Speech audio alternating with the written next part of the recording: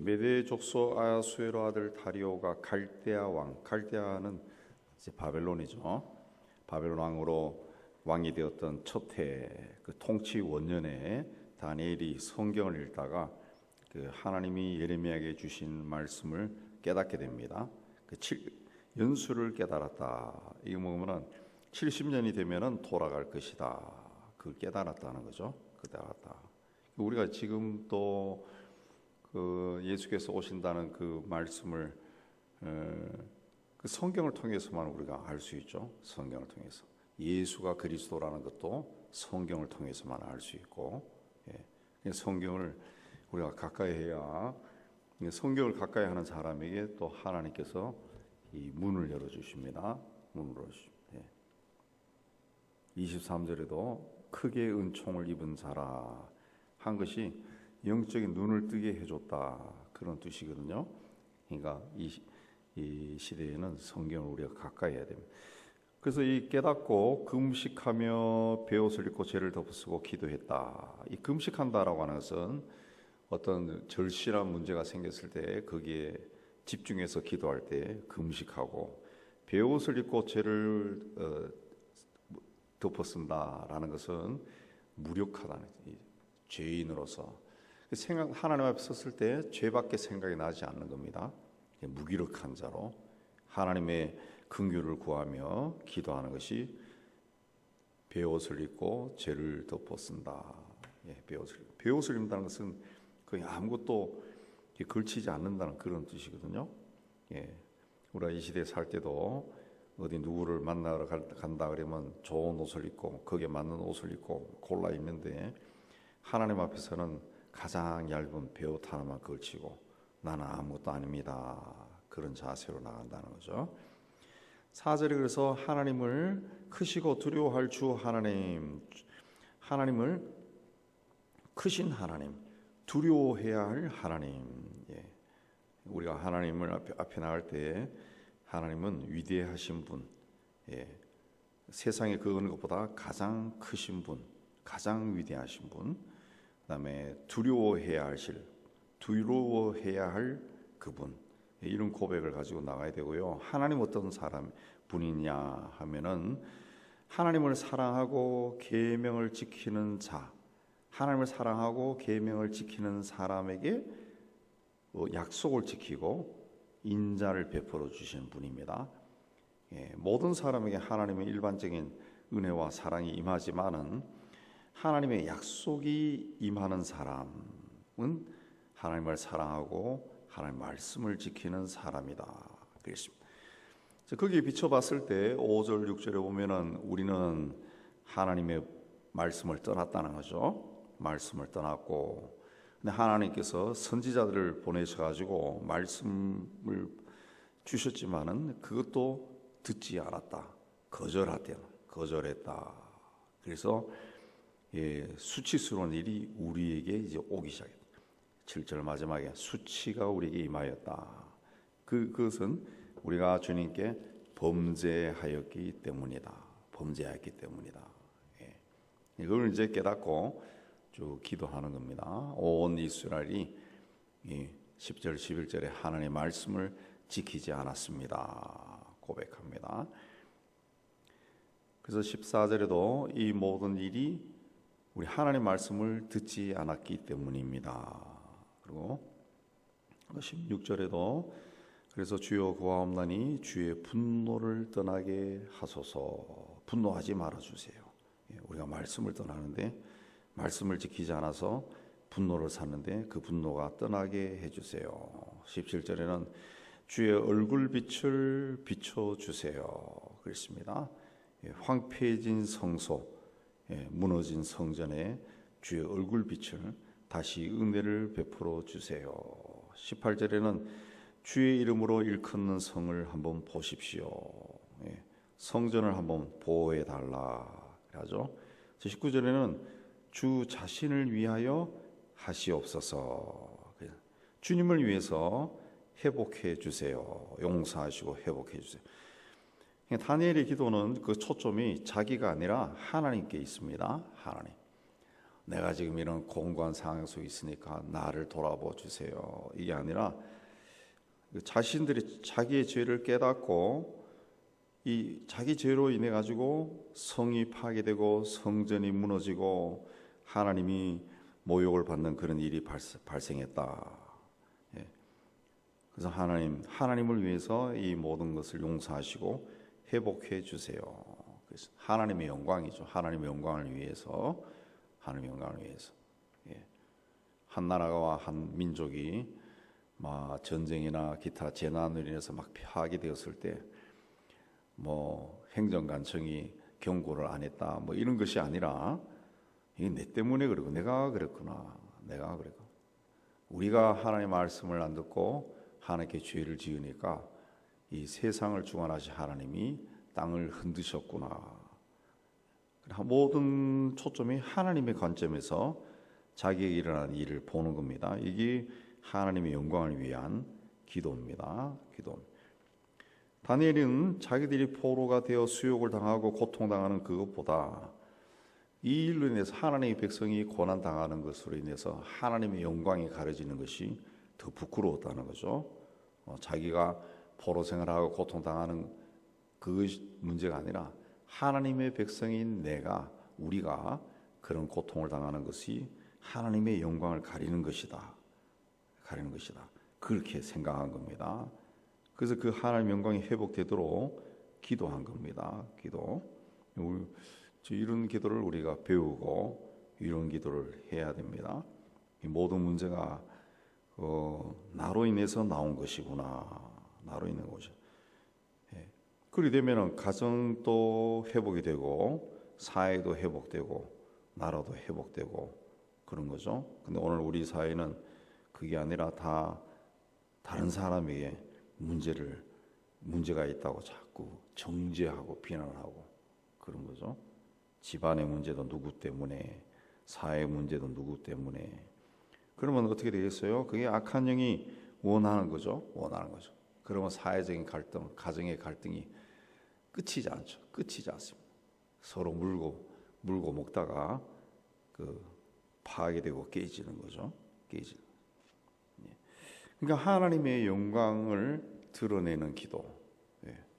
이 문제는 내가 이렇게 고난 당하는 건 내가 하나님 말씀을 지키지 않았기 때문이고, 결과적으로 하나님의 자녀인 내가 이런 문제, 이런 고난을 당하는 것은 하나님의 영광을 가리는 것입니다.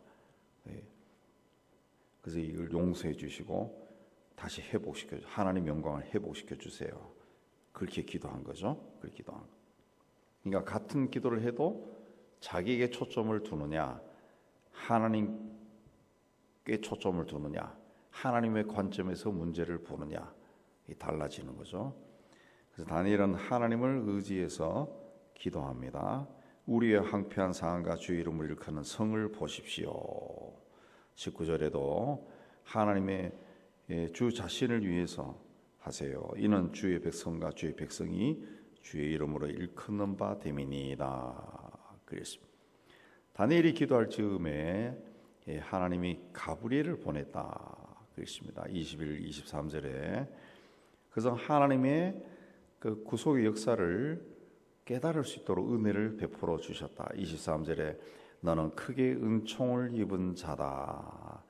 은총을 입은 자다라고 하는 것은 마지막에 일어날 일들을 깨닫게 해줬다는 거죠. 깨닫게 해줬다. 그러니까 하나님의 일을, 하나님께서 하신 일을 볼 수 있는 영적인 눈을 뜨게 해줬다는 거죠. 그게 은총을 입은, 큰 은총을 입었다. 큰 은총을 입었다. 같은 성경 읽어도 어떤 사람은 성경 말씀이 무슨 뜻인지 깨닫는 사람이 있고, 어떤 사람은 깨닫지 못하는 사람이 있어요. 깨닫는 사람이 크게 은총을 입은 거죠. 우리는 큰 은총을 입어야 돼. 우리 성경을 읽고 기도할 때도 큰 은총을 입어야 됩니다. 그냥 무조건 성경 읽고 기도 많이 한다고 해서 그 은혜가 임하는 것이 아니라 하나님께서 우리에게 은혜를 베풀어 주셔야죠. 베풀어 주셔. 그 24절에 내 백성과 내 거룩한 성을 위하여 이른 이래를 기간으로 정했다. 이른 이래는 70일 곱하기 1이에요. 우리 번역을 이렇게 해놨어요. 옛날 어른들이 번역을. 예. 일은 일에 이런 말이 없어요. 그 77이라는 그런 영어로 77. 70 곱하기 7입니다. 490일. 비유저로는 이 490일인데 그 하루를 1년으로 계산하면 490년이 됩니다. 490년. 이거는 이제 이스라엘 백성들이 포로 생활에서 해방되어서 예수께서 오실 때까지 그 전 기간을 이야기하는데, 이 기간을 다시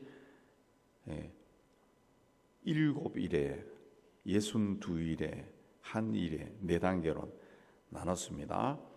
7일에는 유대인들이 바벨론 포로 생활에서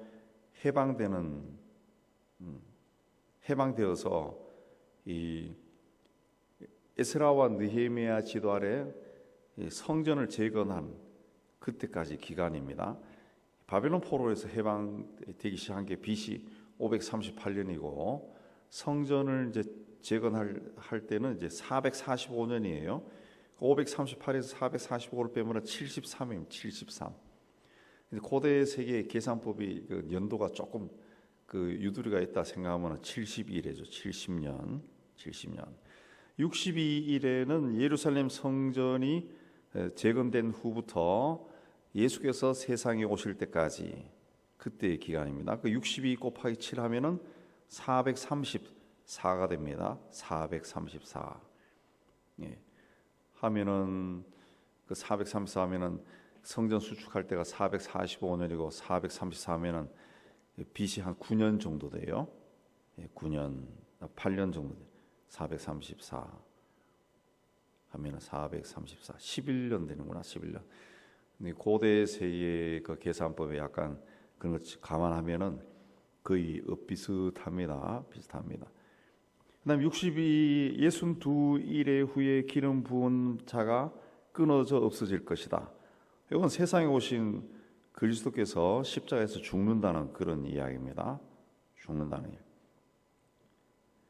그래서 장차 한 왕의 백성이 와서 그 성읍과 성소를 무너뜨리려니와 예수가 죽은 후에 로마 제국이 와서 이 예루살렘 성을 다 부셔버리죠. AD 70년에. 그의 마지막은 홍수에 휩쓸림 같을 것이며 끝까지 전쟁이 있으니 황폐할 것이 작정되었느니라. 그 이후에 회복이 안 됩니다. 회복이. 그가 장차 많은 사람들과 더불어 한 일해 동안의 언약을 굳게 맺고 그가 그 일의 절반의 제사와 예물을 금지할 것입니다. 그러니까 한 일에는 마지막으로 한 일에는 그리스도께서 오신 후부터 이제 적그리스도가 출현하기 전까지 역사의 종말 그 시기입니다. 예수께서 오시기 전에 있을 7년 대환란, 그 7년 한 일에 7년.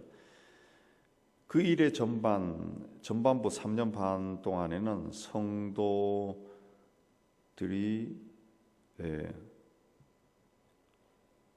그 종교의 자유를 허락하지만 3년 반이 지나면은 모든 언약을 제사와 예물을 금지할 것이고 포악하여 가증한 것이 날개를 의지하여 설 것이며 이미 정한 종말까지 진노가 항폐하게 하는 자에게 쏟아질 것이다. 행하기 적그리스도 와서 사람들 하여금 자기를 예배하게 하고 짐승의 표를 거절하는 자들을 죽일 것이다. 예수께서 이제 다시 오시기 전에 이 적그리스도의 행태들은 그 예수님 이후 시대에 다양한 방법으로 나타나고 있죠. 뭐 우리 북한만 보더라도 자기들이 신이죠, 신. 자기들을 예배하게 하죠. 신의 지위에 있습니다. 그리고 사람들을 막 죽이고 그런 공산권에서 그런 일들이 굉장히 많고 독재자들도 그런 식으로 하고. 근데 이거는 잠시뿐이고 예수께서 재림하시면은 그들은 심판당하여 유황불에 던져진다. 그랬습니다. 그때까지 이제 사탄이 우는 사자같이 두루다니며 삼킬 자를 찾는 것이 그런 세상에서 우리가 산다는 거죠. 산다. 자, 하나님이 응답하는 기도는 자기 죄를 깨닫는 겁니다. 깨닫는 겁니다. 죄가 없는 사람이 없습니다. 모든 우리 개인이 겪는 문제와 사건의 이 일의 뒤에는, 또 내적으로 갈등 겪는 그 모든 일의 뒤에는, 이면에는 반드시 내가 저지른 죄가 있어요. 내가 지은 죄가 있는데 그걸 모를 때가 있고 깨달을 때가 있다. 모를 때는 다른 사람 향해서 자꾸 원망과 불평이 터져 나오죠. 이렇게 해서 인생이 이렇게 쪼달리고 내가 힘들게 되었다. 그 한이 맺힌 기도를 막 한다. 근데 하나님의 은혜가 임하면은 그게 아니라 내가 잘못했구나. 내가 하나님께 잘못했구나. 저 사람이 잘못한 것이 아니라 내가 잘못하니까 저 사람이 저렇게 행동했지. 자기 죄를 보는 거죠. 이 자기 죄를 보는 눈이 열려야 하나님이 임재하시는 겁니다. 자기 죄를 보는 눈이 열려야 회개할 수 있고, 예수의 십자가의 보혈이 내 죄를 씻어줄 수 있고, 내가 정결하게 되고 하나님 앞에 설 수가 있는 겁니다. 자기 죄를 볼 수 있는 눈이 열리지 않으면은 그 기도가 힘이 없어요. 1시간, 2시간, 3시간을 기도해도 공중에 외치는 메아리에 지나지 않습니다. 지나지 않습니다. 생활의 변화도 없고 삶의 변화도 없고 맨날 같은 게 되풀이되고 드는 생각은 죽고 싶은 생각밖에 안 들고 그런 겁니다. 그러니까 우리가 기도할 때 내 죄를 보게 해달라. 그 기도를 해야 될 것이. 다니엘이 무슨 죄가 있어서 포로로 10대 소년 시절에 포로로 잡혀가서 외국에서 그렇게 수십 년 살아요? 왕이 잘못한 거지. 나는 잘못 없거든. 재수 없는 왕을만 못 만나가지고 이렇게 된 거죠. 근데 그렇게 생각하지 않는 겁니다. 우리 민족이 고난당하는 것은 우리가 하나님을 떠났기 때문이구나. 나도 그 속에 있구나. 그 시대의 고난은 자기에게 있는 겁니다. 우리가 다른 시대가 아니라 이 시대에 태어난 것은 하나님이 이 시대를 품에 품고 살라는 그 메시지입니다. 오늘도 이 마음으로 하나님 앞에 나가시기를 주의 이름으로 축복합니다.